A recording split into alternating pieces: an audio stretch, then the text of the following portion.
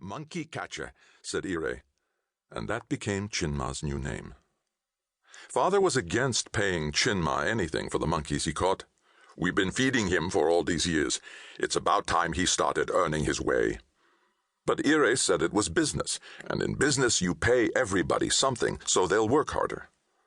So now Chinma was important and had money. 100 naira for every monkey, 500 for the papa monkeys, 2,000 if he brought in a whole family.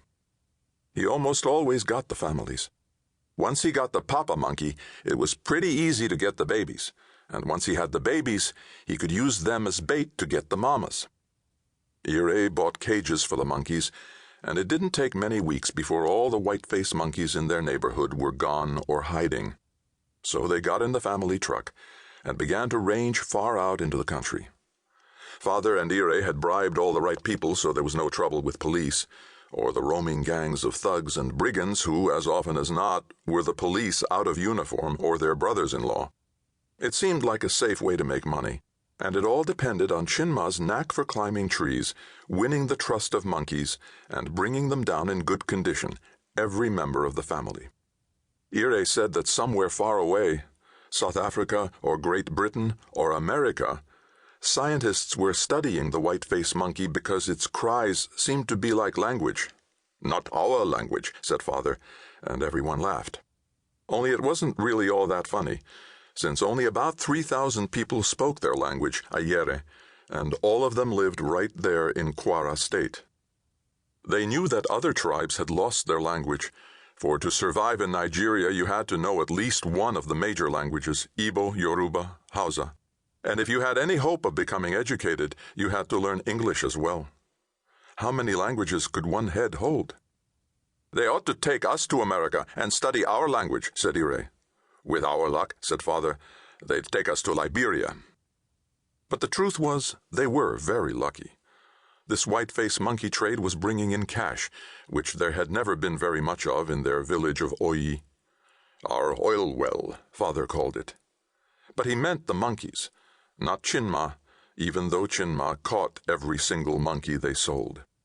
When he mentioned this thought to Mother, she slapped his shoulder twice and very sternly told him, "And who drives the truck? And who found out that these monkeys were worth something? And who fed you all your life till now? You think you're so important." He apologized, but he was important, and he knew it. Nobody told him to shut up now.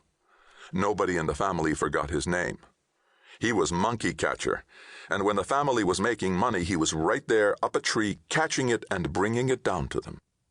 Until one day, in a remote stand of trees, not even large enough to call it a woods, surrounded by grasslands on all sides, Chinma climbed a tree and found a troop of white-faced monkeys that had no timidity at all. They did not scamper away from him. He did not have to coax them. They just sat there, waiting for him.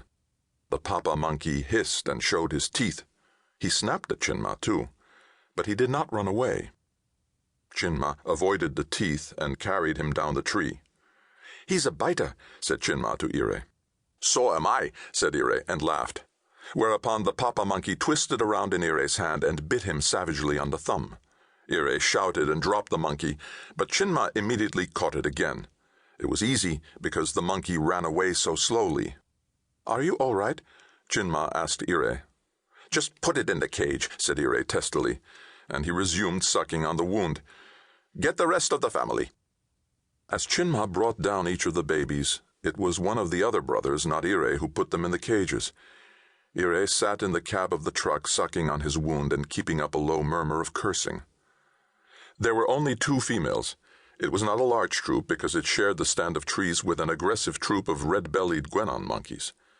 Chinma only recognized them because his family had brought him books about monkeys after he became valuable to them. These Gwenons were very rare, especially such a large group, and most people thought the only ones still alive were in the West Africa biodiversity hotspot. It was very important that these monkeys were here. Chinma decided not to tell the brothers about them. They would want to catch them and sell them too, and Chinma knew it would take a lot more bribes because these monkeys were so endangered.